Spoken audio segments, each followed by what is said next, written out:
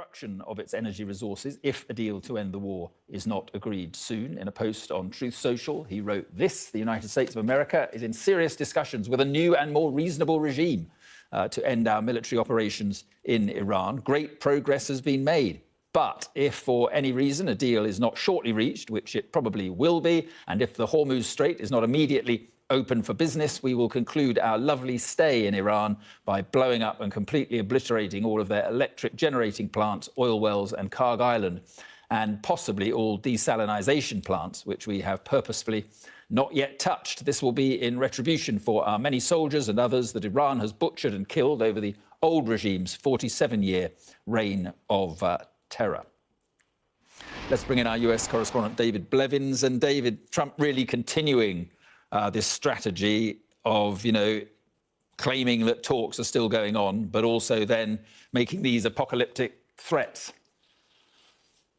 Yes, indeed, Mark. This week has begun the way last week ended, with this series of contradictory remarks. The President telling us that he's dealing with a new and more reasonable regime, but Secretary of State Marco Rubio telling US networks that there are fractures in the leadership in Iran and that they're unable to say who they're speaking to there because that could put lives at risk. Now, if there is dissent within the leadership in Iran to the point where lives are at risk, you've got to ask how credible would any deal they manage to do be, especially in the context of another proxy, the Houthis, having joined this war over the weekend. The President is also, again, talking about great progress having been made in the negotiations, but the Iranians have made it very clear that they consider his 15-point list in those negotiations to be unrealistic, unreasonable, excessive, in fact, they say. So if they're making the kind of progress he's claiming, you've got to ask, why are another 4,000 US Marines about to arrive in the Middle East, bringing the number there to nearly 50,000? And why is he again threatening to target power plants? Of course, the timing may be significant. I think it is worth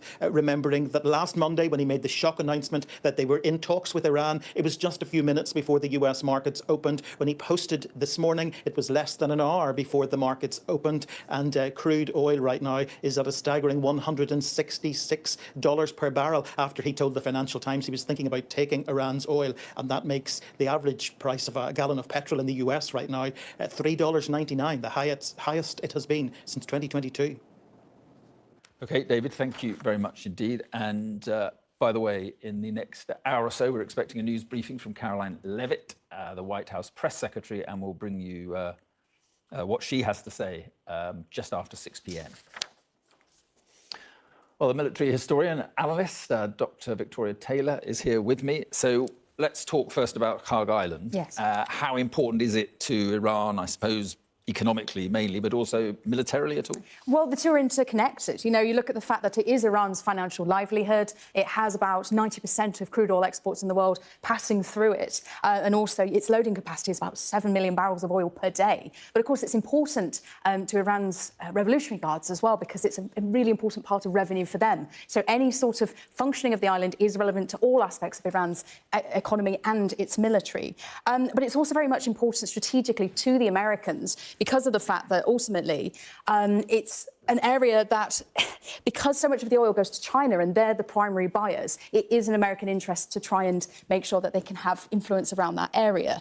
But of course, the problem is that whoever controls Karg will be able to sort of dictate Iran's recovery after the war. But it's kind of ignoring the problem to some degree. If you go straight to Karg, you're not really looking at the Strait of Hormuz specifically, and the fact that that is the main bottleneck right now. So if the Americans take Karg and then interfere with that oil flow, then you can end up with two choke points and putting up the prices even further. And taking Karg doesn't necessarily mean that you control the Straits of Hormuz, does it? No, exactly. Because presumably the Iranians can still make life very difficult for shipping from other areas. Which is what they're doing. I mean, they don't even have to mine in great numbers to cause that kind of panic, because even just the threat of mines in the Strait of Hormuz slows down any forces considerably. They need to, mine sweep. They need to watch for any other dangers as well of drones, of missiles, of fast boats. And we know that the Iranians have very much bolstered their defences around Karg. They know that the Americans have targeted it, and they've said that ultimately it will end up with the rivers of the Gulf running in blood. So there's the Marines on the way or there. There's other troops on their way or there. What's the chance that they will be used, do you think? I mean, you can't count anything out with the Americans. When we've been seeing under this Trump administration all of these times that we said this was unlikely, Venezuela, for instance, and what we're seeing in Hormuz, I think ultimately it's still unlikely. It's not the preferred option. And indeed, American voters across the board, Republican and Democrats, are very much against the idea of boots on the ground. And Vance, also JD Vance, has been quite cautious about it. So there is a split even amongst MAGA about doing this, and those sort of The impact of this war continues to ripple across the world. Global oil prices jumped and stocks fell sharply on Monday in Asia. The price of Brent crude, the global benchmark, was trading at nearly $116 a barrel a little earlier. And for comparison, the price of Brent was around $72 a barrel the day before the US and Israel struck Iran. And it puts Brent on track for its biggest monthly gain on record. That jump is in part due to Iran-backed Houthi rebels in Yemen joining the conflict by striking Israel over the weekend. And it's really important to take a look at why that was so significant, because the focus so far has been solving Iran's effective closure of the Strait of Hormuz. That's that key shipping pinch point. But Saudi Arabia is currently delivering 4 million barrels a day through a pipeline to Yanbu on the Red Sea coast. And that means it can maintain the flow of oil to the Asian market by safely sailing it past Yemen. But that route too could now be under threat. From 2023, almost 2 years of Houthi attacks has seen almost 30 ships damaged. Any repeat as threatened could see the narrow Bab al-Mandab Strait become another flashpoint, effectively routing for Saudi oil. Our Asia business correspondent Nick Marsh is in Singapore. He has the latest for us on the price of oil following weeks of volatility. Well, it's up pretty significantly. Markets out here in Asia pretty much closed their trading for the day. They all closed the day sharply down based on this jump in the price of oil. I think now traders are just making a very simple calculation. They're asking a very simple question. Is this war any closer to being over? If it's not, then the price of oil is going to stay high. And I think people looked at what happened over the weekend, the entry of the Houthis in Yemen, you know, there's that Iran-backed group, looking at the talk of a ground invasion, perhaps, and they're thinking, well, this is certainly not de-escalating, this might escalate. And if things escalate, that means that the Strait of Hormuz is going to remain blocked because Iran controls it. Anything that goes through there is basically allowed to go through there because Iran says it's okay. And if oil and gas can't get through, if the fertilizer can't get through, if the cargo can't get through, then that's going to have ramifications for the world economy. So you're seeing that market reaction based on that simple calculation of this war being no closer to being over. So that's what it looks like in Asia at the moment. With me is Kar, our business reporter. How are things in Europe? Well, following President Trump's comments, there's clearly been a lot of uncertainty for investors around how the conflict is going to develop, and that's left European markets opening fairly flat today. The DAX was down, the FTSE 100 actually up slightly, but the bigger picture over the last month is really one of losses to global stocks and clearly a lot of volatility. Now, as we heard from Nick there, the oil price has been trading at around $115 a barrel, and that means that the price of Brent crude has gone up by over 50% since this conflict began. And tankers that set off before the conflict have been arriving at refineries, but we're now entering a period where those supplies will start to dry up, and that means that governments all around the world are looking quite seriously at what they're going to do to mitigate some of this impact. Tell us about the plans that some governments have talked about or are even putting in place now. Well, clearly the biggest issue at the moment is the one of fuel. We've seen prices of both petrol and diesel go up around the world. Now, in some countries, in Sri Lanka, Thailand, the Philippines, Asian countries that are particularly reliant on oil from the Gulf, we've seen them bring in measures already, everything from cutting the use of air conditioning to rationing fuel. In Australia, they've announced a 3-month halving of the fuel tax. And in some Australian states, they're offering free public transport to try and cut down on people driving and to conserve fuel that way. But of course, this isn't just about fuel. As the conflict continues, there's also concern about a crunch on all kinds of supply chains, from aluminium to helium and, of course, fertilizer, which is so crucial in food production and farming. So today, G7 finance ministers are meeting with central bank governors to discuss ways to try and mitigate some of the impact, the economic impact of this conflict, because while there's lots of uncertainty about how it will develop, the repercussions for the economy are already with us. It's the truth of the matter, though, that they can discuss, but there's actually very little they can do until the Strait of Hormuz is reopened again. Yeah, that's correct. I mean, Welcome back. You're with BBC News. Now, another development when it comes to the impact, the fallout of this ongoing conflict in Iran. President Zelensky of Ukraine says that Ukraine would be open to an energy ceasefire with Russia in a bid to help ease the Iran war oil crisis. Speaking after his recent visit to the Gulf states, he said that Ukraine's allies have urged him to scale back attacks on Russia's energy infrastructure amid this ongoing global fuel crisis. But Zelensky has insisted that the attacks would only end if Russia stops targeting Ukraine's energy system. So a lot to unpack. Let's cross over to Kyiv because BBC Monitoring's chief analyst Vitaly Shevchenko joins us live now. So Vitaly, we're not talking about a ceasefire when it comes to Russia's full-scale invasion of Ukraine, now in its 5th year, but just talk us through what is your understanding of what Zelensky's saying? Well, Kaishu, as you will know, President Zelensky, all this time, the past couple of years, in fact, he's been saying that Ukraine is all for a ceasefire. Now it's up to Russia to stop attacking Ukraine, and then the fire will cease. So that is not something that he has not said before. The thing that attracted me in his remarks to journalists today was that countries which he called Ukraine's partners, or some of Ukraine's partners, has asked him to reduce Ukraine's attacks on Russia's energy infrastructure, because clearly as fuel prices are surging across the globe, this causes enormous concern everywhere.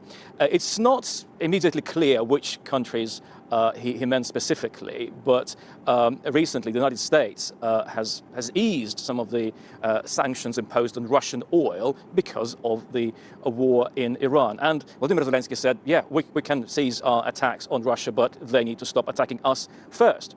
And this is just one example of how the war in Iran affects the war in Ukraine, how these two wars are interconnected. Ukraine is getting much less attention, of course. Ukraine potentially is facing shortages of fuel. And I was on a Zoom call with President Zelensky on Saturday, and I asked him about how probable this shortage is. And he said, well, Ukraine's army has enough diesel, but for now, and he tried to secure more supplies of fuel during his tour of the Gulf states. So this war in Iran, it benefits Russia for now. It's making more money out of its oil, but also it opens some possibilities for Ukraine, such as offering drones, drone technology and drone expertise to countries in the Gulf. He also, the Ukrainian president said that Ukraine actually has experience in unblocking trade routes in the sea. A couple of years ago, when Russia tried to stop Ukrainian grain exports via the Black Sea, Ukraine successfully unblocked that trade route. So Volodymyr Zelensky said, well, this is the kind of expertise that will be useful potentially in unblocking the Strait of Hormuz as well. Vitaly, briefly, if you would, when it comes to the trip that Volodymyr Zelensky made to the Gulf states, it was fascinating to hear you say that the partners, the allies, are now putting pressure on Zelensky to stop targeting Russian oil energy infrastructure. But we know that Zelensky was trying to make new partners, new allies with Gulf states by sharing the expertise that they have. But he wanted caveats. He wanted security guarantees. Do we know whether he got any of that? Not really. He spoke of, and I quote, historic agreements reached with the Gulf states. But when journalists prodded him, so what sort of agreements, what have you actually agreed? He said, well, no, we can't disclose any details. He only spoke about drones, help in protecting Ukraine against Russian missiles, and securing more fuel supplies from the Gulf. A Russian oil tanker has arrived in Cuba, bringing in much-needed crude. Millions of Cubans have been struggling with blackouts after the United States cut off oil exports to Cuba when they ousted Nicolas Maduro. Health officials in Havana say hospitals are particularly affected by the power cuts there. But over the weekend, Donald Trump indicated he had no problem with the country receiving supplies, including from Russia. Well, with me is a Russian oil tanker has arrived in Cuba, bringing in much-needed crude. Millions of Cubans have been struggling with blackouts after the United States cut off oil exports to Cuba when they ousted Nicolas Maduro. Health officials in Havana say hospitals are particularly affected by the power cuts there. But over the weekend, Donald Trump indicated he had no problem with the country receiving supplies, including from Russia. Well, with me